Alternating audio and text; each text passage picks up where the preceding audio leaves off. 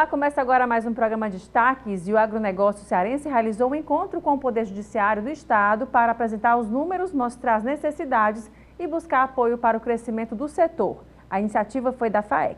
Os representantes do Poder Judiciário foram recepcionados pela diretoria da Federação da Agricultura do Estado do Ceará, por quem faz os sindicatos rurais e por responsáveis pelo agronegócio. Para o presidente da FAEC, Amilcar Silveira, o grande objetivo desse primeiro encontro foi buscar cooperação para que o setor cresça, ajude ainda mais o Ceará e gere empregos e transformações sociais. É muito importante para nós levar o conhecimento à população. No seu orçamento ele faz muita diferença, no orçamento de todo cearense faz muita diferença, porque você passa de manhãzinha tomando logo o café da manhã, que na sua grande maioria é feito no Ceará. Se você avaliar direitinho, o café da manhã do brasileiro é feito no Ceará. É o café Santa Clara, que tem 30%, é as massas AM Dias Branco, que tem 32%, e a Volvoar, que é o quinto maior laticínio do Brasil, que representa aí, que está aqui no Ceará. Então, nós fazemos parte do café da manhã do brasileiro, mas o agronegócio do Ceará precisa de um olho diferente e, principalmente, desburocratizar, porque empreender no Brasil não é muito fácil. Quando você complica o empreendedor, ainda é maior ainda. Precisamos ajudar o cearense a empreender mais, porque esse ano, particularmente, é um ano muito difícil. Um ano que deverá ser seca, e aí nós temos que estar junto a produtores rurais para ajudar ele a sobreviver nesse período. Quem trabalha há anos no setor acredita que esse encontro precisa acontecer mais e com outros setores. Portanto, porque muitas das ações que acontecem no meio de empréstimo de banco, de trabalhista, nós que estamos no setor produtivo tem sempre a ver com o Poder Judiciário. E é um setor que hoje emprega muita gente, paga o imposto, está inserido na sociedade e produz alimento. Eu acho que um encontro desse é para saber que a gente existe, né? Muito importante que a gente existe e o que a gente faz, como é que faz. A gente procura fazer tudo direito, tudo que o país precisa do setor produtivo, do setor da agropecuária. A Confederação Nacional da Agricultura foi representada pelo diretor jurídico Rudi Ferraz. Ele lembrou que o setor precisa ser compreendido mais por ter tempo e protocolos diferentes. O tempo do setor agropecuário, do produtor rural, não é o tempo do setor urbano. Então, eventos como esses são imprescindíveis para que o produtor rural, o representante, a federação, dialogando com os desembargadores, procuradores, juízes, possa justamente explicar essas peculiaridades.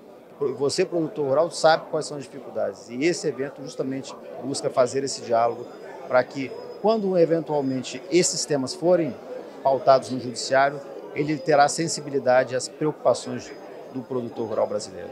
No Ceará, o agro representa uma grande fatia do produto interno bruto e se destaca no Brasil em muitos produtos.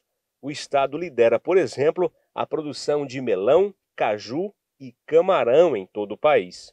A prova do tamanho e força do agronegócio foi a numerosa presença de representantes das várias áreas e instâncias do Poder Judiciário. Para os convidados, conhecer mais a realidade e os desafios de quem produz faz toda a diferença para quem trabalha pela justiça no país. Nós do TRT temos um trabalho muito importante relativamente ao trabalho seguro, à prevenção de acidentes de trabalho. Então, no meio rural, os acidentes de trabalho ainda acontecem e essas iniciativas, agora nós estamos participando, são importantes porque vão trazer ao nosso conhecimento, ao judiciário, como o setor agropecuário, né, funciona e nós, de nossa parte, tentando, né, minimizar as ocorrências dos acidentes de trabalho no meio rural, que se trata aqui, e isso é bom para a sociedade. Os encontros onde há reunião de pessoas que pensam o futuro e pensam os procedimentos para a sociedade, de todos eles sempre saem coisas positivas para as pessoas. E com esse encontro aqui hoje não é diferente. Com certeza teremos resultados positivos para o povo em geral. É muito importante esse compartilhamento de informações porque no momento em que o setor privado conversa com o judiciário abre a mente e entende melhor como é que funciona a agricultura, como é que funcionam as empresas, como é que funcionam todos esses investimentos, e nós podemos fazer uma análise melhor e um julgamento com maior profundidade. Os conselheiros titulares eleitos do Conselho de Arquitetura e Urbanismo do Ceará elegeram por unanimidade a arquiteta Brenda Rolim Chaves como a presidenta do Conselho para o triênio 2024-2026.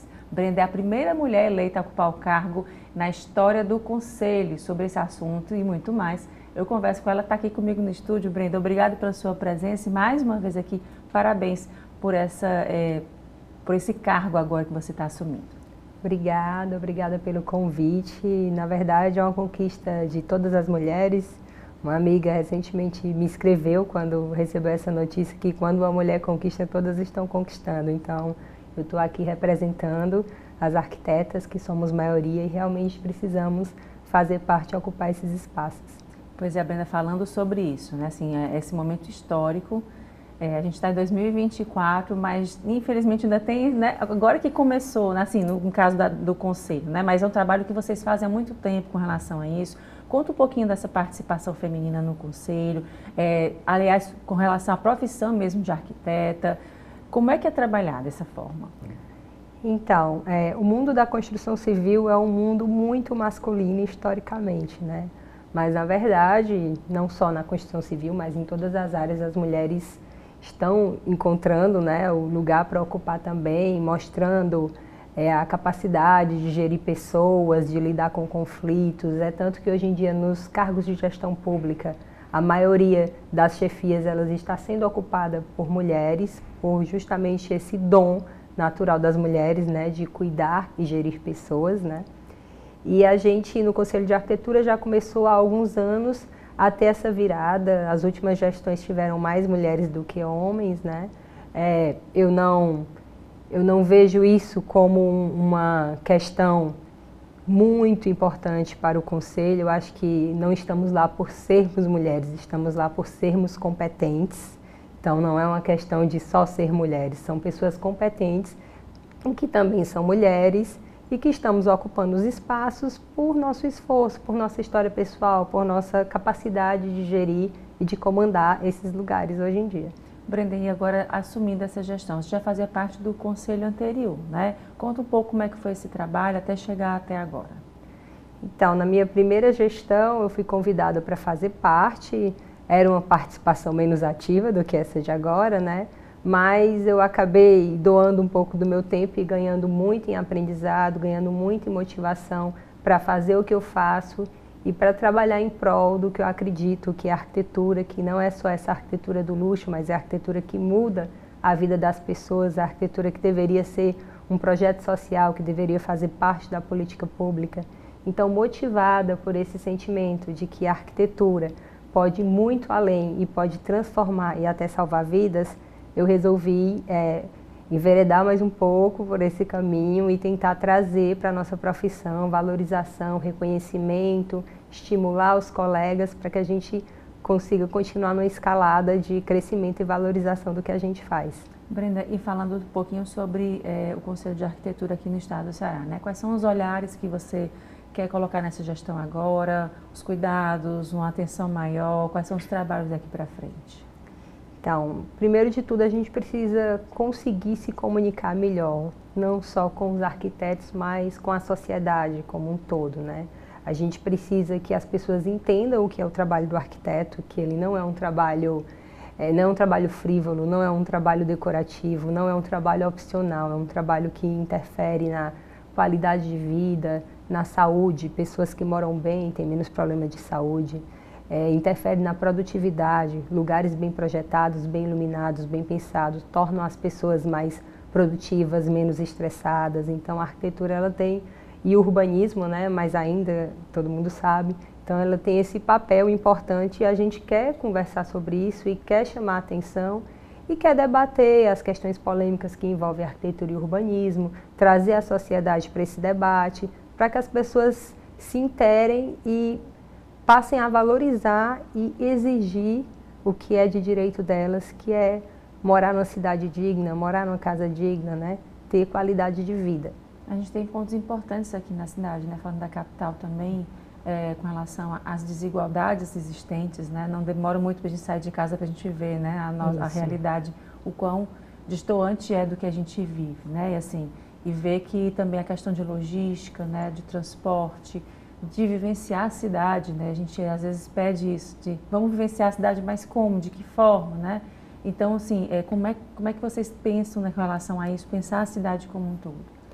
Então, a cidade ela é o grande reflexo, né, do abismo social que a gente vive. Nós temos áreas da cidade onde existe uma vida pedonal mais amena, onde existe mais segurança.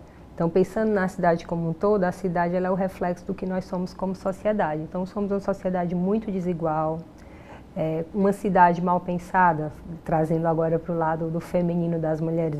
A gente sabe que as mulheres são as cuidadoras, né?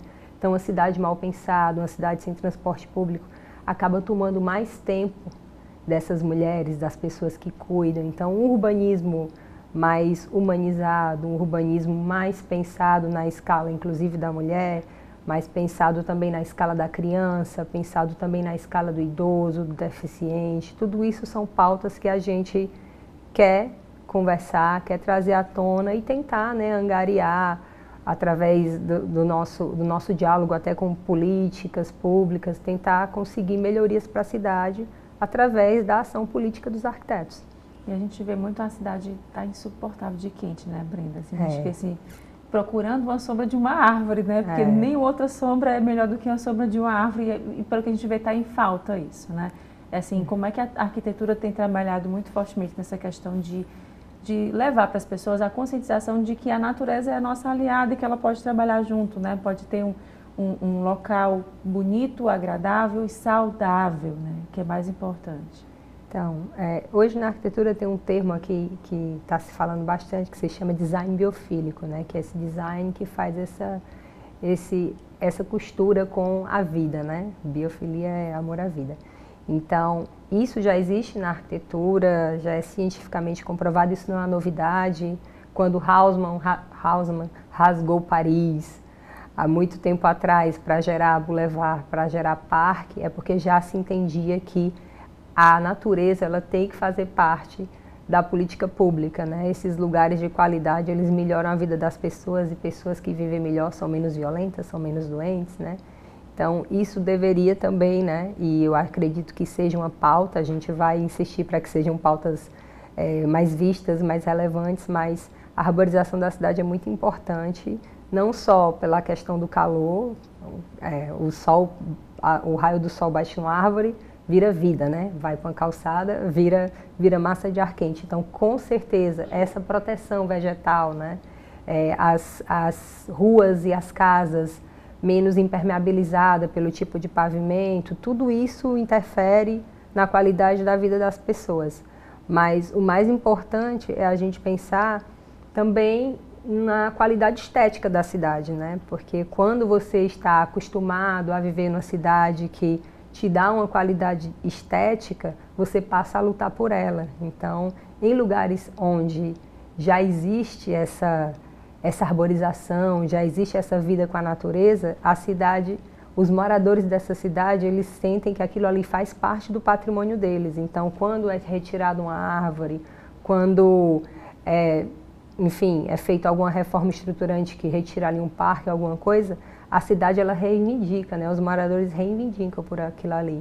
Então, a gente precisa criar essa cultura das pessoas tomarem a cidade como sua e entender que existe um patrimônio, não só patrimônio arquitetônico, mas existe um patrimônio também que é esses parques, que são essas árvores, que é um direito que a gente tem e a gente tem que lutar por eles. A gente teve recentemente agora, né, nessa semana, pegou um pouquinho do final de semana, está controlado, graças a Deus, assim, os bombeiros também trabalharam muito fortemente o Parque do Cocó, que teve aquele incêndio terrível, né, que a gente viu e tudo mais.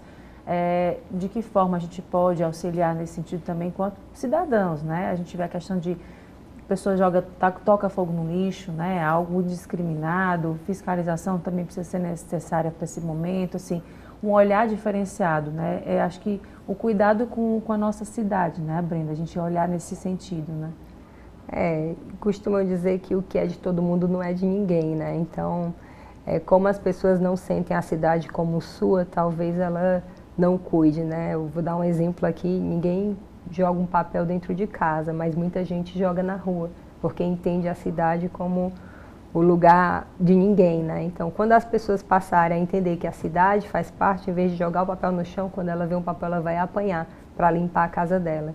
Então, esse sentimento de pertencer, de cidadania, que as pessoas acabam não tendo, porque realmente elas não são abraçadas pela cidade, é o que a gente tem que perseguir para que a gente consiga morar numa cidade melhor. Enquanto não estiver bom para todo mundo, não vai ser bom para ninguém. Então, a gente precisa, através do urbanismo também, diminuir um pouco esse abismo social, essa cidade que não abraça a todos, né, para a gente poder conseguir viver em mais harmonia. E falando com relação às tecnologias e tendências, né, na arquitetura e no urbanismo, como é que tem sido trabalhado isso agora?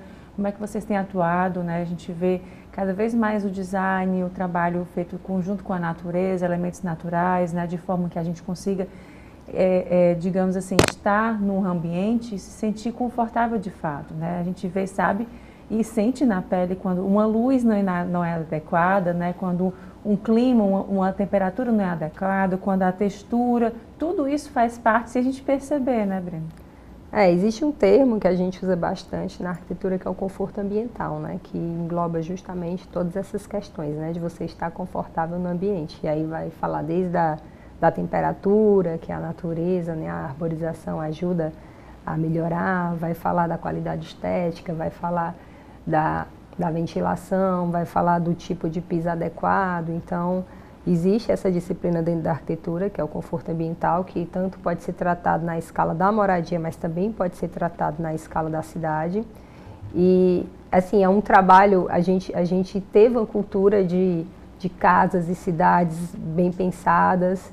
Isso, com o passar do tempo, com o crescimento desordenado, a gente acabou perdendo, né, um pouco. Então, se você tiver a memória de uma cidade do interior que tinha uma arquitetura, né, que tinha uma qualidade estética ali daquelas casinhas, um padrão, um pensamento, hoje em dia acaba que as pessoas vão fazendo ali autoconstrução de qualquer jeito e algumas questões não são bem pensadas. Então, a falta da arquitetura atingindo as pessoas, né, a falta dessa proximidade das pessoas com a arquitetura e urbanismo faz com que a gente acabe fazendo as nossas construções e a nossa cidade muito desordenada. E aí, para a gente conseguir trazer esse conforto ambiental, esse conforto estético, a gente tem que chamar para junto da gente, do nosso dia a dia, não só das classes mais abastadas, mas também das pessoas com menos condição, através de implementação de leis, como a de assistência técnica, que as prefeituras deveriam dar às pessoas mais humildes essa assistência técnica de arquitetura, para diminuir esses problemas, né? Então, essa aproximação da arquitetura e do urbanismo para a cidade, para todas as pessoas, é o que vai fazer com que a nossa cidade melhore. Brenda, e quais são essas tendências que você visualiza que vieram da pandemia, né? De toda a modificação que a gente viu, de olhar para a sua casa, né? Os pais e mães de planta, né? Então as pessoas passaram a olhar um pouco mais para suas casas e tentar modificar junto com a construção civil. Quais são as principais tendências que você identifica? Assim, eu acho que não só na arquitetura, mas em tudo, a principal tendência hoje é se preocupar com a saúde mental, né? Então, assim, tudo que a gente puder fazer para promover o bem-estar, né? Para promover a saúde, porque o bem-estar é o passo 1 no caminho da saúde, a gente quer fazer. Então, existe esse autocuidado, né? Esse autocuidado com a casa, que aí entra a questão de você ter um animal de estimação, você ter plantas, né? Que é tudo um trabalho de doação e isso faz bem, né? Quando você se doa ao outro, quando você se preocupa com a beleza no seu dia a dia, você está se cuidando, você tá cuidando do seu bem-estar. Então existe essa grande tendência de busca por bem-estar em todas as áreas, não só da arquitetura.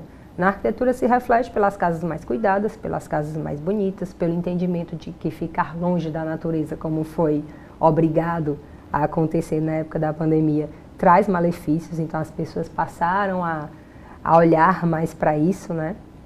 Mas eu acho que a principal preocupação mesmo é a saúde mental, né? Em todas as áreas. Então a tendência é você fazer o que for preciso e cada pessoa encontra seu bem-estar em um lugar diferente, né? De maneiras diferentes, fazer o que for preciso para conquistar essa qualidade de vida, seja através do espaço, seja através do que você cuida, seja através da sua motivação do trabalho para viver bem. E a arquitetura ela é o grande abrigo para todas essas atividades. Por isso, no caso, a minha profissão ela está bastante em evidência, né? As pessoas estão precisando muito desse cuidado e desse serviço que os arquitetos prestam. Ok, Brenda, muito obrigada mais uma vez pela sua presença aqui com a gente. A gente deseja sucesso à sua gestão e venha mais vezes para a gente conversar mais sobre a cidade como um todo. Será sempre bem-vinda. Muito obrigada. Muito obrigada, eu agradeço ao espaço, né? Espero realmente ser convidada outras vezes, estarei aqui sempre presente quando chamada, porque eu acho que a gente precisa conversar muito.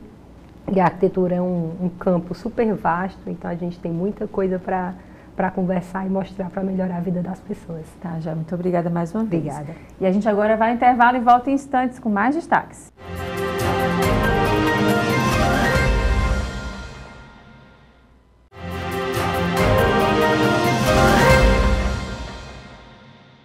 Vamos falar de saúde, nas corridas, caminhadas e coceira nas pernas. No caso dessa vasodilatação, muitas pessoas que praticam um tipo de atividade física podem sofrer com essas coceiras indesejáveis durante o treino. Você sabe por que isso acontece? Existe perigo para a saúde vascular?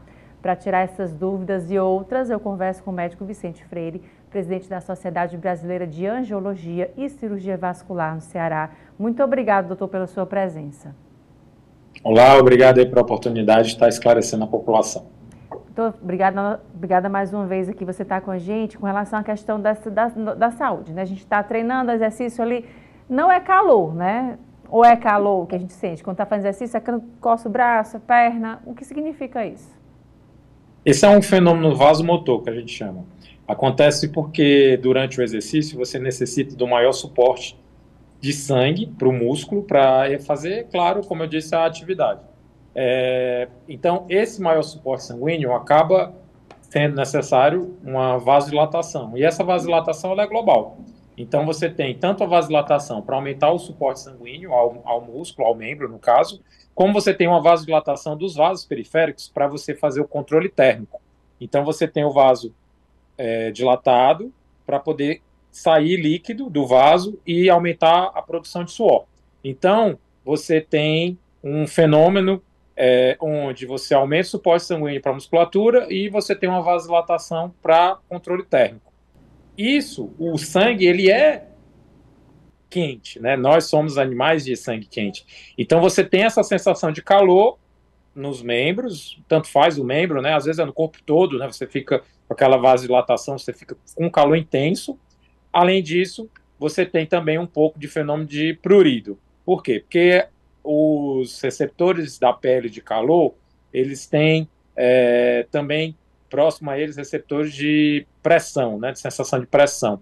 E essa vasodilatação, ela pode dar o fenômeno de como se fosse um aumento da pressão na na pele, e essa sensação de aumento de pressão dá a sensação como se fosse prurido. A mesma coisa acontece, por exemplo, no uso de meias elásticas. Quando você tira a meia, dá a sensação também de prurido. Isso acontece porque a meia elástica ela faz uma pressão sobre a perna e aí ao retirar você tem uma retirada súbita daquele mecanismo de pressão, então dá a sensação de prurido. E nesse caso acontece com todo mundo ou depende do tipo de atividade que você fizer, o horário do dia? Tem um certo grau de tendência de algumas pessoas, porque provavelmente relacionado a maior ou menor reação do vaso a essa necessidade de vasodilatação. Então, algumas pessoas, o vaso ele tem uma maior sensibilidade a esse fenômeno. Então, você vai ter pessoas que têm maior tendência a ter essa sensação de prurido e de queimação. Outras têm menos. Mas sim, com o calor piora muito, porque o calor, ele por si só, ele é vasodilatador. Então, você já tem a questão do calor, que vai fazer uma vasodilatação dos vasos para controle térmico, né? Então, controle de temperatura. E aí você vai ter o mecanismo do exercício, fazendo com que a gente aumente o suporte sanguíneo e também aumente a vasodilatação. Então, períodos de maior calor também tem essa tendência também de ter maior sensação. No caso, dependendo da hora do dia, se estiver muito quente, você pode, então, também ter piora dessa sensação, que é normal, mas que realmente é pessoa dependente também um pouco. O peso interfere, se a pessoa tem lipedema também, e explica um pouquinho também para quem está em casa o que seria o lipedema.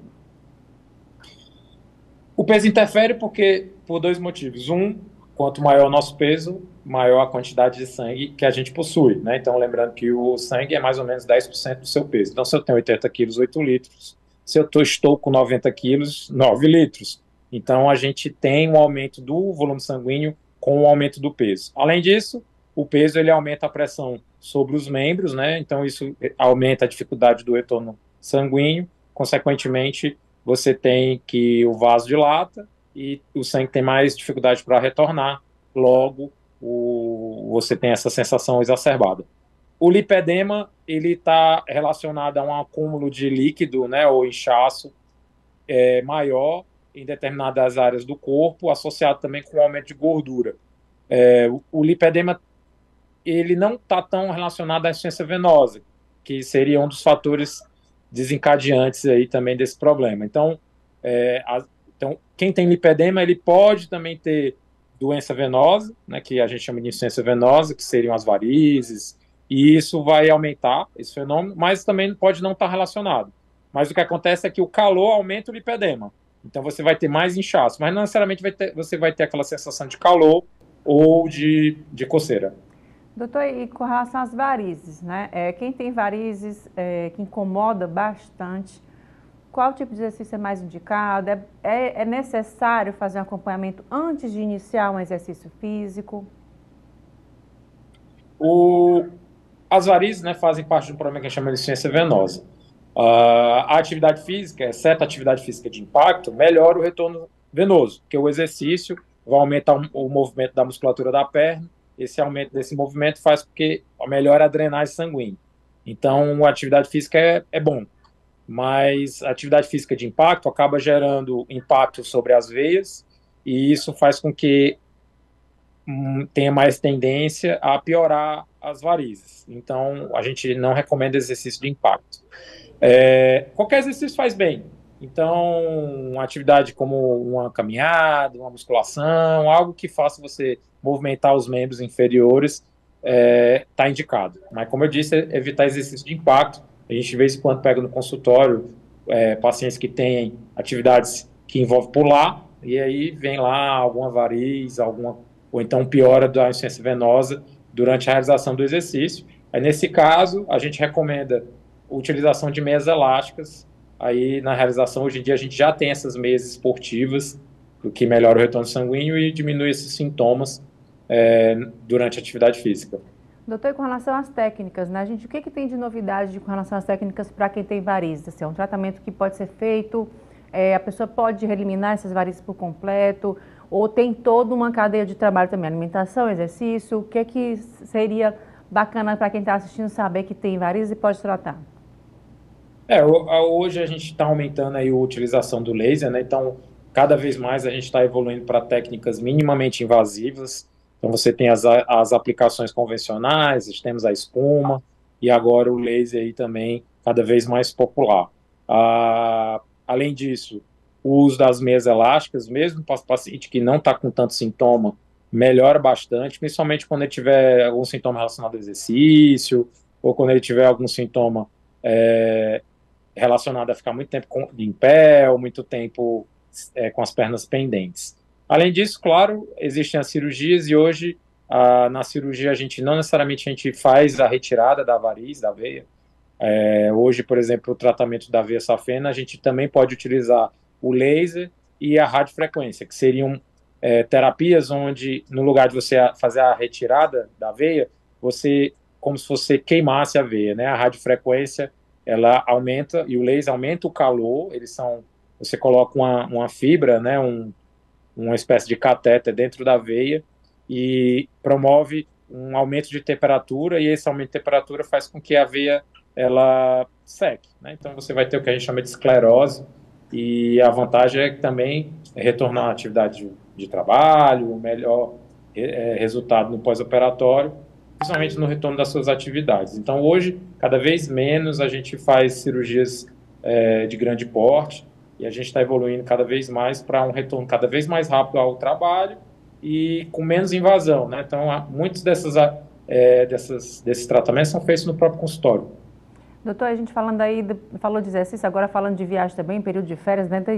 As aulas já voltaram, né? Mas muita gente ainda está de férias, né? Aproveitando esse finalzinho de janeiro, já emendando com fevereiro que vem carnaval e viajando, né?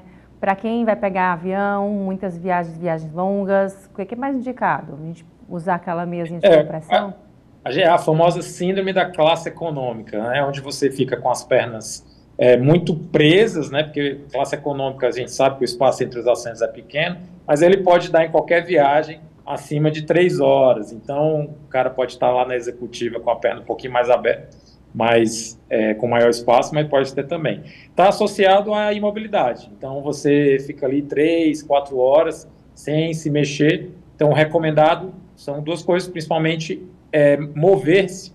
Então, pode dar uma levantada, pode dar uma andada no corredor, pode fazer o exercício como se fosse acelerar o carro com o pé, né, fazendo um exercício de panturrilha. E também você pode usar as meias elásticas, né? Eu sempre viajo de meia elástica quando tem mais de 3 horas, porque a meia elástica ela comprime, diminuindo um possível inchaço que você possa ter em viagens mais prolongadas. E, além disso, ela por ter um mecanismo de pressão graduado, ou seja, ela tem um pouco mais de pressão no pé e tornozelo, e essa pressão ela vai diminuindo à medida que ela sobe, né, à medida que a meia vai chegando na panturrilha. Isso funciona como se fosse uma bomba impulsionando o retorno venoso. Então você tem, então, uma melhora do cansaço pós-viagem, e você evita também essa síndrome, né? Então, recomendação é atividade, levantar, dar uma andada, e a utilização de meias elásticas aí nessas viagens acima de 3 horas. Doutor, para a gente aqui, a mulherada que anda de salto, né, passa o dia inteiro de salto, às vezes chega em casa, o pé tá dolorido, que te bota o pé para cima, é isso mesmo? Como é que a gente pode melhorar e amenizar essa dor? Realmente o problema do salto é você ficar numa posição viciosa da panturrilha, então você fica muito tempo com a panturrilha, principalmente em saltos muito altos, então você quase não mexe a panturrilha, que é a batata da perna. E a panturrilha é o principal mecanismo de retorno venoso da perna. Então a gente brinca que a panturrilha é o coração da perna, né? O coração impulsiona o sangue para ir para a perna e a panturrilha impulsiona o sangue para voltar. Então, saltos muito altos fazem essa posição viciosa e ao andar você não mexe a panturrilha e aí você tem piora do retorno venoso. Então, um longo período de salto faz com que você diminua essa força de propulsão da panturrilha e aí acaba aumentando os sintomas, né, de peso, cansaço ou inchaço. A gente recomenda, claro, não ficar muito tempo de salto, mas se caso acontecer, você pode tentar fazer algum exercício, né, de mover a panturrilha, quando você tiver oportunidade, né, mexer a perna ali, como se fosse acelerando o carro, no momento que você estiver sentada, né, por exemplo, ou então usar saltos mais baixos e realmente elevar o membro também ajuda, né? Você, ao elevar o membro, você faz com que, pela própria gravidade, você tenha um retorno sanguíneo. Então, você pode elevar o membro ali 5 a 10 minutos, se estiver muito cansada. Agora, se ficar muito tempo, você vê que dá uma formigada na perna, porque ao elevar o membro, você pode ter essa sensação de formigamento. Então, você pode, por exemplo, deixar ele a 0 grau, colocar ele no apoio, que com certeza ele vai ter uma melhora do retorno sanguíneo. Não é à toa que os puffs estão tão na moda aí para assistir televisão. Você vai lá, levanta a perna, faz melhorar o sintoma. Então, você está falando aqui, eu já estava mexendo a perna aqui, ó. Já fazendo exercício. Direto. A gente tem que cuidar da nossa saúde o quanto antes. Doutor, muito obrigada mais uma vez pela sua presença aqui com a gente, pelos esclarecimentos, tirar essas dúvidas aí que acho que muita gente em casa também tem. Muito obrigada, viu? Por nada, a sociedade agradece a oportunidade aí para estar esclarecendo. Obrigado. Obrigada mais uma vez. E a gente agora vai ao intervalo. Volta em instantes com mais destaque. Sai daí não.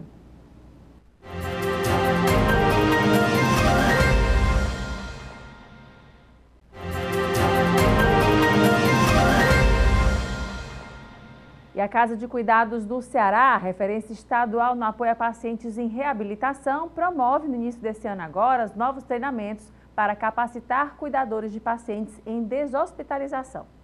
A atenção na aula é o significado da esperança para Dona Marineide. Tudo mudou quando o filho sofreu um choque elétrico e ela precisou abandonar o trabalho para virar cuidadora dele. É muito difícil, né? Porque você tem um filho bom, né? De repente, ver seu filho paraplético, né? Então, é muito difícil, muito difícil. Só Deus para dar essa ajuda, né? Porque Deus me conforta. Se eu não fosse uma mãe evangélica, seria de mim, né? Porque eu tenho Deus e todo mundo diz que eu sou forte, mas eu não sou forte. É Deus na minha vida, entendeu? Ao todo, a casa tem 60 cuidadores. Só nessa turma, 13 pessoas estavam participando da formação. Antes era ofertado um tema por semana. Então, se o cuidador fosse admitido em nossa instituição após ter ocorrido, né, por exemplo, um tema de administração de dieta, se ele tivesse sendo admitido depois desse tema, ele só iria ver com um mês sobre esse assunto. Então, agora ele consegue ver de 15 em 15 dias. Né? Ao invés de serem os temas distribuídos semanalmente, agora são distribuídos quinzenalmente. E aí, dessa forma, a gente consegue integrar todos os conteúdos, interligá-los de uma vez só. Seja aqui na casa de cuidados ou mesmo no hospital, o acompanhamento de um cuidador pode ser muito importante porque desafoga os profissionais da saúde envolvidos na rotina de cuidados. Na prática, isso quer dizer ainda que quanto mais o cuidador se capacita, participa de treinamentos como este aqui, mais rápida pode ser a recuperação do paciente. A formação apresenta 5 temas, indo dos cuidados com as vias aéreas até a prevenção de infecções, todos metodologicamente pensados com um objetivo. Os pacientes que estão aqui na casa de cuidados, eles já vieram de uma longa internação hospitalar, certo? E aí, alguns cuidadores que estão cuidando desses pacientes são familiares ou também são cuidadores já contratados pela família, né, informalmente. E aí, com essa qualificação deles na casa de cuidado, eles conseguem prestar uma assistência mais segura ao paciente. Então, ele é treinado aqui na casa de cuidados, né? E ele vai de alta da casa de cuidados para o domicílio e o cuidador ou o familiar vai saber cuidar com mais segurança desse paciente. Dessa forma, ele evita uma reinternação hospitalar, né? E aí evita também gerar mais custos. E muita gente já está caindo na folia nesse pré-carnaval em busca de um ou vários beijos na boca. As doenças respiratórias, doenças causadas por vírus, por bactérias e por fungos, infecções sexualmente transmissíveis também podem ser transmitidas através desse tipo de contato. Sobre esse assunto eu converso com a dentista Raquel Fitterman, está aqui comigo no estúdio. Muito obrigada pela sua presença, Raquel. Eu quem agradeço o convite. A gente está vendo aí, a folia já começou, né? Antes mesmo do carnaval, já tem pré-carnaval agitando a cidade, os 4 cantos do Brasil, né? Não só aqui também no estado do Ceará e Fortaleza. E tem muita beijação rolando, já né, beijando muito mesmo. Tem que ter um cuidado, né? É bom ter um cuidado, né? Na verdade, quanto maiores... Quanto maior o número de parceiros, né, na verdade, maiores as chances de se contrair algum tipo de doença. E aí o fato de você diminuir o número de parceiros, né, diretamente você está diminuindo essas chances. Mas não necessariamente, né, porque às vezes você vai beijar uma pessoa que está contaminada, você já vai se contaminar. Mas quando essa contaminação vem de várias pessoas, né, a situação vai ficando pior, você pode pegar até mais de uma doença. Então, assim, não é só, lembrar que não é só o beijo, né? A contaminação é a saliva que vai passar a doença.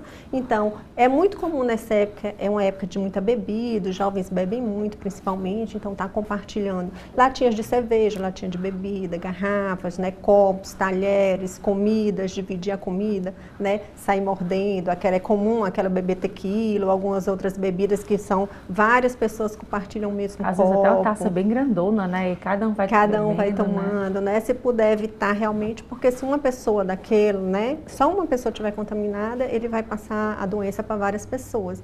E são doenças, normalmente, as doenças que são transmitidas pela saliva, normalmente são doenças assim, mais tranquilas, mais fáceis de tratar. Mas tem umas doenças que têm uma gravidade maior e aí o cuidado sempre é bom. E aí a gente falando também desse período agora, né? A Covid ainda está acontecendo, né? A gente vê esses casos acontecendo também, não só a Covid, mas outros também. Nesse momento, você tem observado mais a questão de viroses, a gente pode ter que passar a cárie para outra pessoa? Existe isso? Pode. É bom ter um cuidado com relação... Aproveitar que o carnaval está chegando e fazer uma visita ao dentista. Porque, assim, essas doenças que passam pela saliva, né, são doenças, são vírus, bactérias, fungos, como você já falou, mas tem doenças da própria boca também que podem ser transmitidas para outra pessoa. A cárie é uma delas, né? A bactéria da cárie, ela pode sair da boca de uma pessoa e ir para a boca de outra pessoa. Lógico que se o fato de você der um beijo, eu vou ficar com cárie, porque eu beijo uma pessoa que tem cárie, não é assim. Não é só a bactéria que vai fazer desenvolver a doença.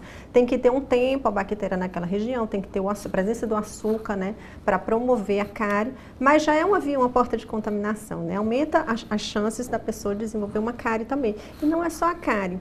A gengivite, a periodontite são as doenças na gengiva. Esses pacientes que têm doenças na gengiva, eles têm que ficar mais ligados com relação aos cuidados. Por quê? Porque a gengiva está sangrando, está inflamada, então é uma porta aberta para uma contaminação.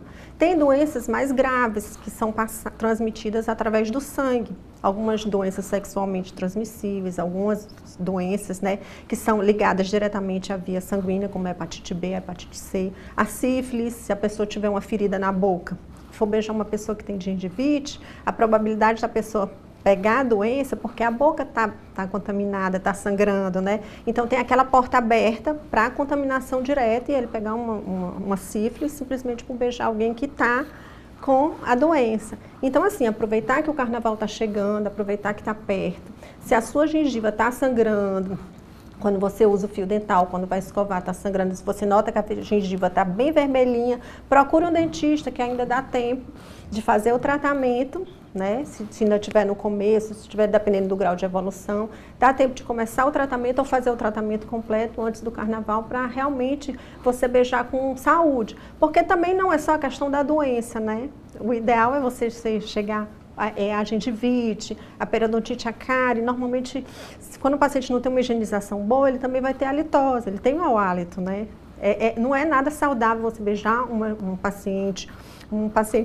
pessoa, né, que está com a gengiva sangrando, que está com o dente cariado, que está com um mau cheiro na boca, né? O ideal realmente é procurar um dentista, fazer o tratamento e aí beijar com a boca já mais saudável, né?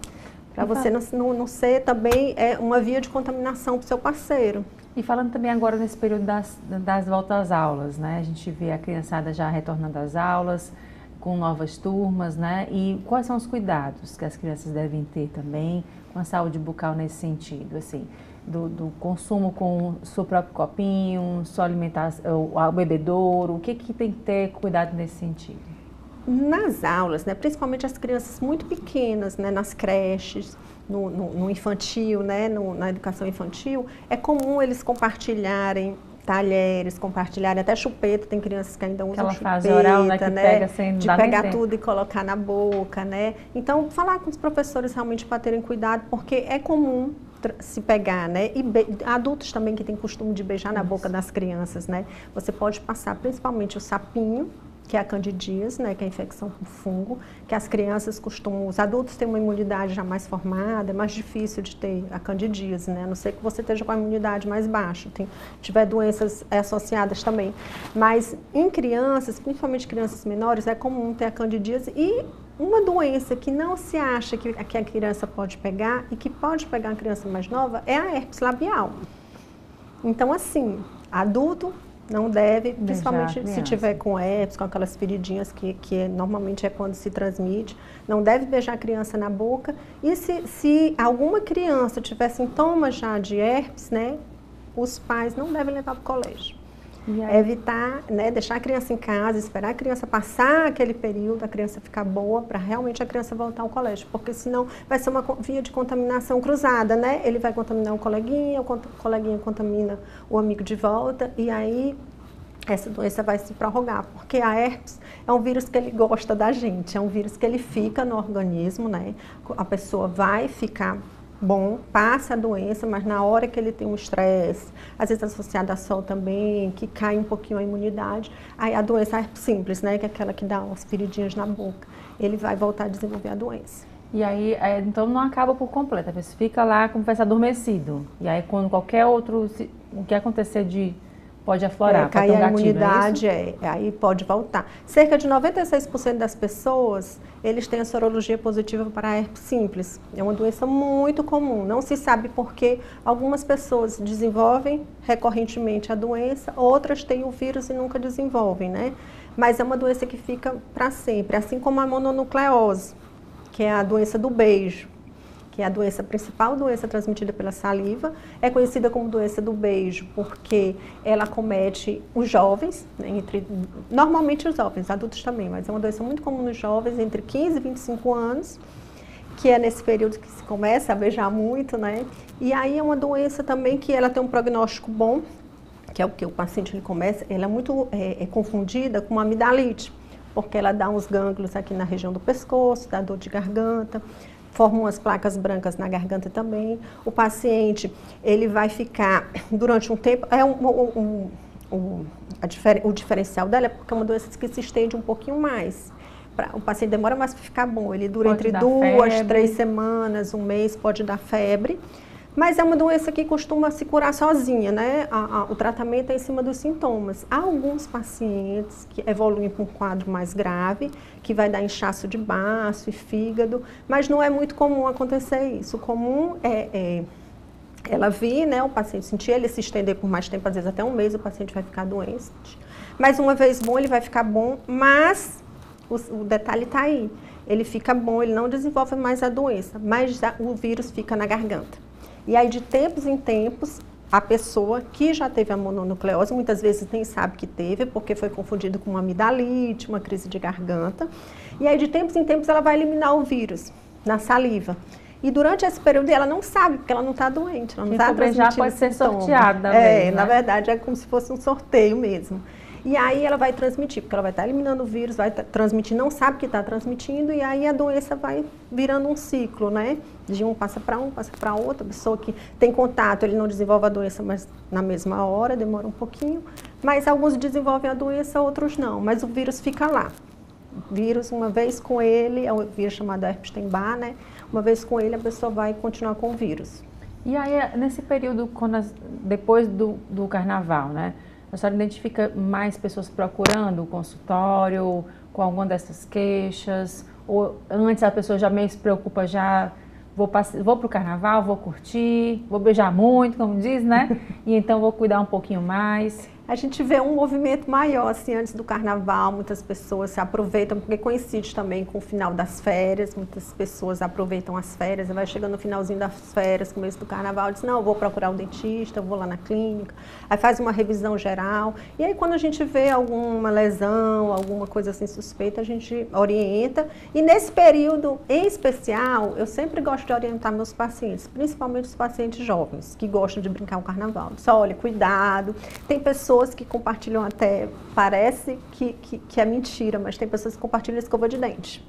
Ah, isso não se pode compartilhar de jeito nenhum. A quantidade de bactérias que fica de uma boca para outra, mas tem pessoas que vão para essas casas de praia. Eu sou casada com fulano, então a gente pode... Não é assim, não, né? Casada 10, 20 anos, mas não é escova de dente, a gente não compartilha. Não é. Escova de dente é um objeto assim, extremamente pessoal, mas tem pessoas, tem amigos que compartilham. Ah, eu fui, esqueci, me empresta aí. E tem pessoas que acham que não tem problema nenhum em compartilhar escova de dentes, né? Que não é para ser feito, mas ainda se faz hoje. Muito se fala, assim, uma vez eu conversando com um profissional de saúde, disse assim, olha, o lugar mais sujo que a gente tem no nosso corpo é a nossa boca. E é isso mesmo, doutora, assim, a gente tem muitas bactérias que vivem aqui, né, tem que ter um cuidado maior mesmo. O pessoal às vezes, olha, não vou cuidar disso não, mas tem que ter esse cuidado prolongado, assim, todo ano ir ao dentista, todo ano fazer acompanhamento. Tem sim, e o cuidado, na verdade, deve começar em casa. A gente tem uma infinidade de bactérias na boca, bactérias que a gente chama saudáveis, que já auxiliam no processo, né, da digestão, e tem bactérias também que nem tão saudáveis assim. Então, assim, toda vida que a gente faz uma cirurgia na boca, a gente tem que ter um cuidado muito especial, porque é uma região muito infectada, tem muita bactéria. Então, a gente tem, às vezes, normalmente a gente prescreve antibiótico para o paciente não ter uma infecção, não desenvolver uma infecção, quando a gente já vê ali que tem uma predisposição, né? A gente tem que ter um cuidado diferente. Realmente, mas o cuidado, ele tem que começar em casa. Tem que começar com a higienização. Principalmente quando o paciente já vai, né, fica adulto. A criança tem que ter muito cuidado com cárie. E a cárie, ela precisa, como eu tinha falado, né? Tem a bactéria, tem que ter um tempo ali a bactéria na região, mas é fundamental ter a presença do açúcar. Então, se tiver ali o paciente comeu um bombom, ficou ali resto de bala, de açúcar, está se alimentando muito doce, às vezes a criança que toma mamadeira à noite, não escova os dentes, fica o açúcar na região e ali a criança normalmente ela vai desenvolver cárie. Mas a cárie é uma doença comum na infância. Não que o adulto não tenha cárie, ele tem cárie, mas a doença do adulto mais comum na boca são as doenças na gengiva. E para isso, para fazer essa higienização, é fundamental o uso do fio dental. E o fio dental tem que ser usado de forma correta. Não adianta passar o fio dental só no dente. Junta um pedaço de carne aqui, eu vou usar o fio dental para tirar um resto de alimento que ficou entre um dente e outro. Não é assim. O fio dental ele tem que ser usado em todos os intervalos de dente. Você tem que descer até o fundo do sulco gengival, lá no finalzinho, dentro da gengiva e abraçar o dente, por um lado e por outro, em todos os intervalos. Isso é o que vai deixar a gengiva saudável. Doutora, eu estou usando o fio dental e a minha gengiva está sangrando. Eu vou parar de usar, eu estou machucando a gengiva? Não é. Na verdade, a gengiva vai sangrar porque você já está com processo inflamatório naquela região. Então, o paciente deve insistir, continuar usando o fio dental para poder, com o tempo, o sangramento vai cessar. Na hora que o sangramento cessa é porque aquela gengiva está saudável. Mas nem sempre, chega uma hora que nem sempre só o paciente em casa ele vai conseguir resolver o problema.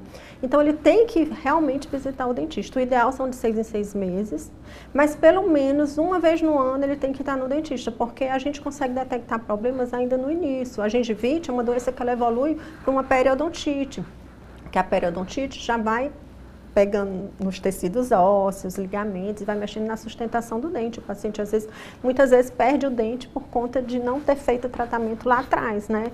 Então, a gente já faz o tratamento quando precisa, já orienta. Às vezes está com uma cárie pequenininha, a gente já resolve. Às vezes é um dente quebrado, a gente já resolve, não deixa evoluir para chegar em casos mais graves, o paciente ter que extrair um dente para fazer um implante por conta de um problema que a gente poderia ter resolvido mais cedo.